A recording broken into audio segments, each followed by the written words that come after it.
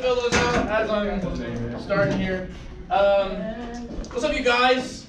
Woo! So we're launching a new series called Relationships with God. And to be honest with you, I'm not sure how long it's going to last. It could be 4 weeks. I got at least 4 weeks right now. But if God keeps giving me stuff He wants me to say, I'll go for 15 weeks. Honestly, like I don't really care. So yeah, it's going to be great stuff. We're going to talk about what it means to have a relationship with God, what relationship with God looks like, in different dynamics, different forms. So if you're like, I don't really know what having a relationship with God means, then you're in the right place. We're going to let you know. And if you have friends who also are kind of confused about it, tell them to come through, because it's going to be great. Might answer a lot of questions. I'm here to answer any questions as well. So yeah, have them come through. And also, I was at high school camp this past week, and I did a lot of screaming, so my voice is kind of messed up. So like if I have any voice cracks or like my voice just goes out and I need some water, please forgive me. But I sound kind of edgy, so like, I'm kind of with it. But yeah, so please forgive me. You know, I've said this, I feel like, a lot of times in my messages, and I'm going to say it again. So maybe this is going to be like, I'm just going to tie everything I talk about God with this. With the fact that I love Wingstop. Okay, Wingstop. Yes. Wingstop is great. It is delicious. I love it. I would eat it every day, but my bank account would hate me and my body would hate me. But it's amazing. I love Wingstop. But in a way, like, if I really think about it, like, it's kind of like a shallow form of love. It's not like crazy. Like, I wouldn't die for Wingstop. But I enjoy Wingstop a lot. I love Wingstop. Some things that I could say that I love on a little bit of a deeper level is my family and my closest friends and all of you guys. I have a deep love for you guys. I really care about everyone in here. I care about my closest friends, not like all my friends. Some friends are kind of different. But all my friends, or my closest friends and my family, I have like a deeper level of love for. So it's like Wingstop is kind of shallow, and then if you go a little bit deeper into the water, then that's where like my friends and family are. And a thing that I love about reading the Bible is I'm kind of nerdy, and I enjoy digging into deeper meanings and like original text and all that, because I'm a loser and I have nothing better to do in my life. Just kidding. But the Greek language describes these things. So notice how, like, when I said shallow level of love, like I have to explain it and you're still kind of like, what? But the Greek language describes these things. So for a level of like friendshiply love, it's called phileo. So phileo, a deep love for friends, like your closest friends. Brotherly love is what it's also often referred to as philia. But a deep love for family is described as storge. I'm pretty sure I'm saying that right. I don't speak Greek. But storge, a deep love for family. And if you really think about it, it's the deepest form that we can reach. Yeah, it's the deepest form that we can reach. And even if you realize it or not. Yeah, it's the deepest form we can reach. And I'm totally going to switch gears, but like keep that in mind. You know, in relationships, like new relationships, where people do that, I love you, no, I love you more, no, I love you more, no, I love you more. You know what I'm talking about? God loves you more. Literally. The Greek language uses the word agape for the love that God has for you. An unconditional, sacrificial love. And if you really think about it, us as humans, we can't really reach that level. We can strive to, but realistically, we really can't. And there's a couple times in the Bible where it says to love people with agape, such as the parable of the Good Samaritan. Read it if you haven't. But if you really think about it, we can't truly reach that level because it's a godly level, but we're told to strive for it as Christians. It's kind of similar to how we're told as Christians to emulate Jesus. But realistically, we are sinners, we've messed up, we can't. But it's something to think about. You want to strive for agape, even though it's unrealistic, you want to strive for it anyways. And the thing I love about this is the word unconditional, because unconditional meaning no matter the conditions, no matter if you're disconnected, no matter if you're kind of acting out, no matter what you're going through, it's unconditional. It follows you everywhere. No matter the circumstances, God still loves you to a level that you can't even comprehend. And another thing I think of in relationships is the concept of people like to ghost people.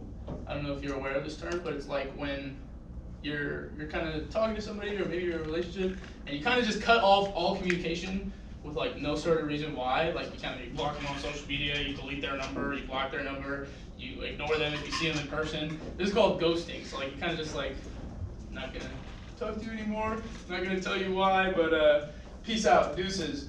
And even if you're like, what? I've never seen that before. I know you've seen. Typically this happens in family settings. You get in an argument with a parent or sibling, and you just like, you don't talk about it, you just ignore them for like a couple hours, a day or two. You just like completely just like, I'm not gonna talk to you, don't wanna deal with this, we'll deal with this in a couple days. You completely just ignore them, no sort of communication, no sort of reason why. And I mentioned I was at high school camp this past week, and it's funny because there was this kid in my cabin, his name was Nick, and like really he was probably the most, like of the kids in my cabin, he was probably the one who had like the least connection with God, realistically. But it's funny because like he would say things and I would feel like God was speaking through him to me, which is really funny to me. So just know God's working in you, whether you recognize it or not. But one of the things, so in a high school boys' cabin, there tends to be a girl conversation at some point. So that was going on. And also keep in mind that he's going into his freshman year of high school, so like his view of relationships isn't the most mature. But he was talking about his brother. So Nick's brother had a girlfriend. But the thing that was weird about it was that he didn't claim her as his girlfriend. Like she kind of just ran around and was like, "That's my boyfriend, I love you." And he was kind of just like, "No, I did not agree to this." Which is weird, like, file a restraining order, that's weird. But she would just run around just, "I love you, you're my boyfriend." And he was kind of like scared, I guess, like he wouldn't want to go to school. I don't know how old he was either, but he was just like, he wouldn't want to go to school, he wouldn't want to deal with any of that. And it was just weird, and I don't even know if that's really a relationship. But you know, and these are kind of things that you may think of when you hear the word relationship. But realistically, a relationship with God is different from the ones you have in your life. It's not one that you can just turn off or run away from. Kind of similar to Nick's brother's relationship. I'm basically saying God is the girl in a way, because God is going to chase after you and find you and want to love you, even if you're like, no. It's unconditional. So even when you're running around like, I'm okay, God's still going to find you in situations that you don't even think he would. And you know, I feel like a lot of people in here, they might hear the word relationship and like cower at it and cringe at it based on the relationships they've had in their life. Whether that may be a boyfriend or girlfriend, whether that may be a sibling, whether that may be a relationship you have with your family. So you might hear the word relationship and be like, no, I don't like that. My past ones were bad. But that was filio. I don't need the slide. That was filio. Mountains, yes. Those relationships you have that you may think of in bad circumstances were typically filio or even storge. They weren't the same relationship that, or love that God has for you, agape. It's a different level. So you might think of relationships as the ones that you emulated or had in your life, but realistically, a relationship with God is on a higher level. And you know, he'll never fail you. Like you might think of past relationships and think of all the harm they've done to you, all the bads that they've given you, all the times they've let you down. But like a relationship with God is unconditional, so it's never going to let you down, even in ways that you can't even comprehend. So yeah, we're gonna get into the word a little bit. So John chapter 1. John chapter 1 is introductory. John, this is his way of like introducing himself before this. So John chapter 1 starts, and he talks about this idea of being a witness to the light, which is like, what? Like, we're all witnesses to light. We wake up every morning, we see the sun, we turn our light in our room on, like, we're all witnesses to light. But what he's trying to say is that he was a witness to Jesus. Jesus is often described as being the light. And he was saying that John, is not the light, but Jesus is. And so John is saying, like, I just saw the light, and I'm here to tell you about it. I'm not the light myself. Jesus is. And he says in John chapter 1, verse 9 to 12, the true light that gives light to everyone was coming into the world. He was in the world, and though the world was made through him, which is because Jesus is God in the flesh, so realistically Jesus made the world. The world did not recognize him. He came to that which was his own, but his own did not receive him. To those who believed in his name, he gave the right to become children of God. It would be like you're older, you buy a house, you have a family, you own the house, the family, they're your family, they're your people. You go on a business trip, you leave for a couple weeks, a couple months, maybe even a year. And you come back, you open the door, and you're like, hey everybody, I'm home. And everybody in the house goes, what are you talking about? You don't live here. Deuces. But it's like, what? I live here. This is my house. This is my home.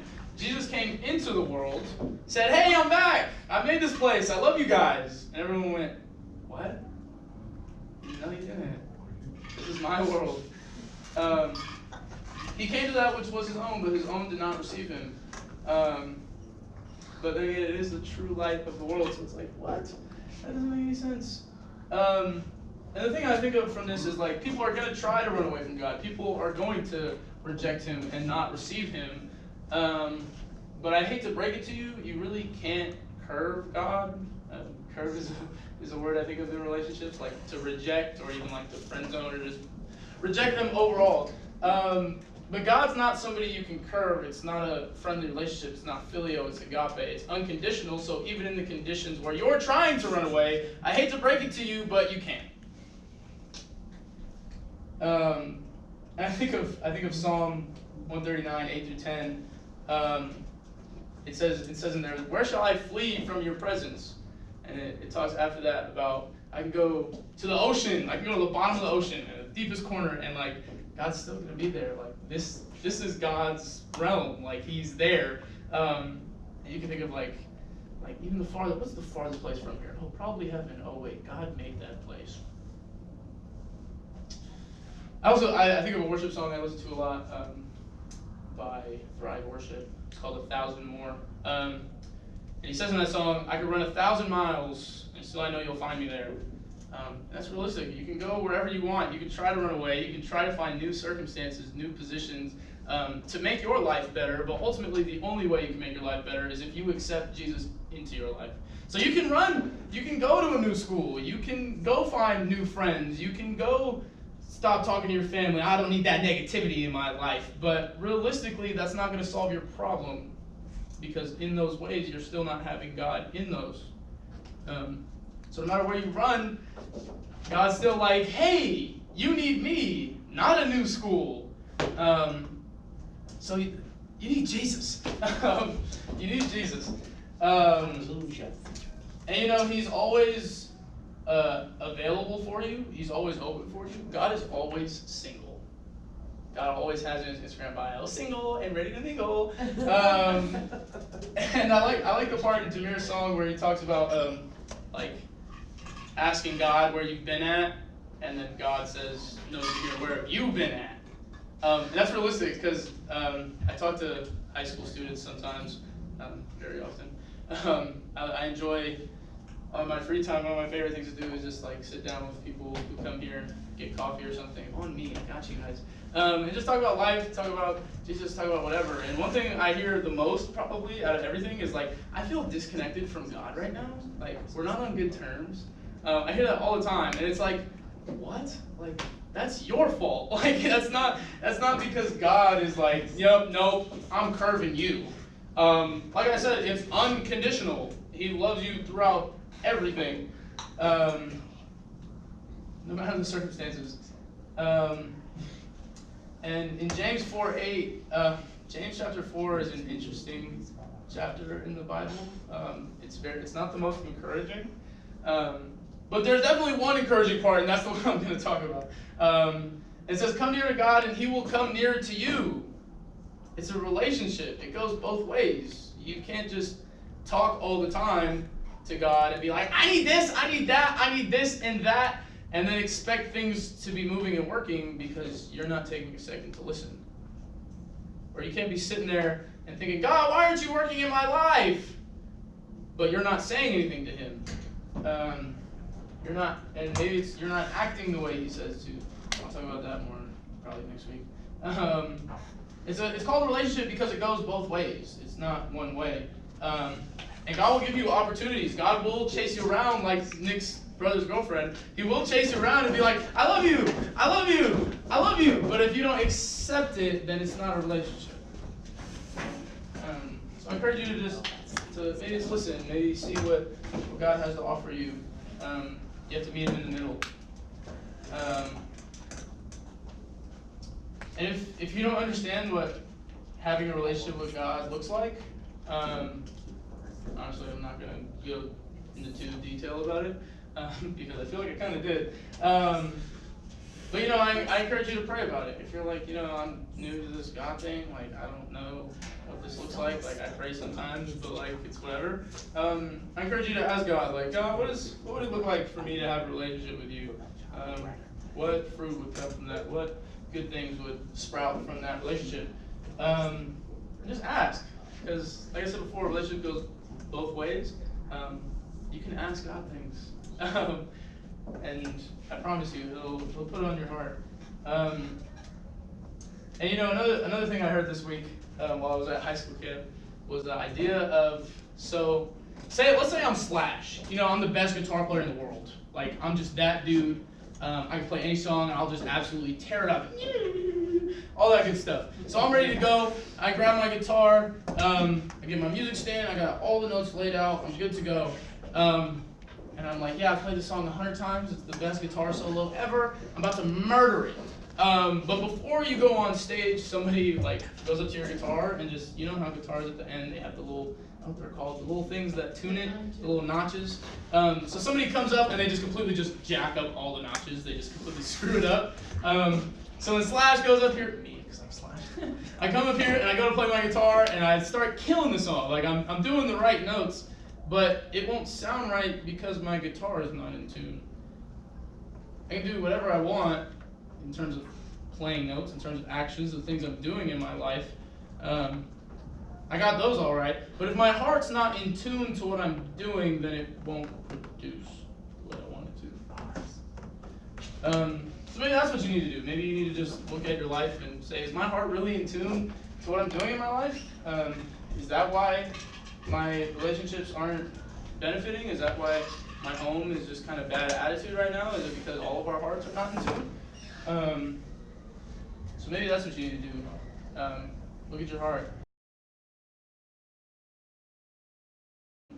I'm not going to, because it's kind of a complicated chapter, but it talks about how you have to accept Christ into a covenant or like a bond. So it kind of goes, God's reaching for you all the time. He's got his hand out for you, but you got to meet it and let him pull you up. So typically that starts with just a prayer. Just praying to God, listen, I don't got everything figured out, and everything I've done in my life has just led to trash. So I need you. I accept you to take a hold of my life and just make it do what it does. So we're going to pray here in a second in closing, and I'm going to give you a second to do that. If that's what you need to do, if you're like, yo, I need to accept Christ, that's the way my life needs to be fixed. I just need to start with square one. That's awesome. Do that. But in terms of maybe you are thinking, I am kind of out of tune with God right now. Maybe you just need to remind him, listen, you've been reaching out to me. I haven't been reaching out to you. I still love you, even though you love me more. I still love you at the best level I can, despite the conditions. Maybe that's what you need to do. Maybe you just need to remind not only him, but yourself that you do trust in God. Let's pray real quick. Dear God, I thank you for allowing everyone to be here today on this summer day, even though people probably had better things to do or other trouble to get into. And I just ask that for anybody who's sitting here who's thinking, I don't have it figured out. I don't really know you to the extent that I can. But I'm interested. I want to see what this is about. I just ask that you can give them the spirit of boldness to just say a prayer real quick of, God, I accept you into my life. Let's see where this ride takes me.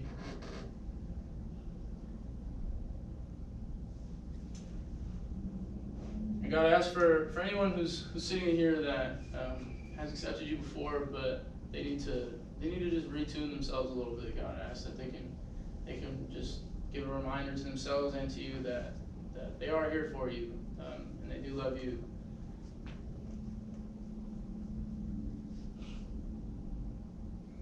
And again, I just thank you for this day, and I thank you for this opportunity for everyone to learn about you. I ask that you can look over everyone throughout this week and the rest of their summer. In Jesus' name I pray, amen. Amen! So yeah, we're going to break into small groups.